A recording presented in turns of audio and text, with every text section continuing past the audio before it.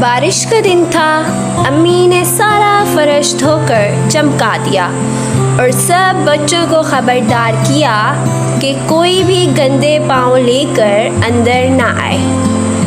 علی کے دماغ میں شرارت سوجی. وہ چپکے سے گارڈن میں گیا، اپنے پاؤں کیچڑ میں ڈالے اور دبے پاؤں اندر آیا. راستے میں کیچڑ کے نشان چھوڑتا گیا. اس کی چھوٹی بہن نے یہ سب دیکھا تو چیخی، امی گھر میں کوئی مونسٹر آ گیا ہے.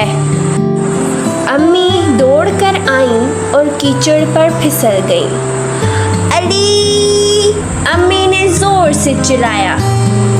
علی نے معصومیت سے کہا، امی یہ تو مذاق تھا. اور امی نے اسے بہت زیادہ ڈانٹا اور اسے سمجھایا کہ ایسا نہیں کرتے.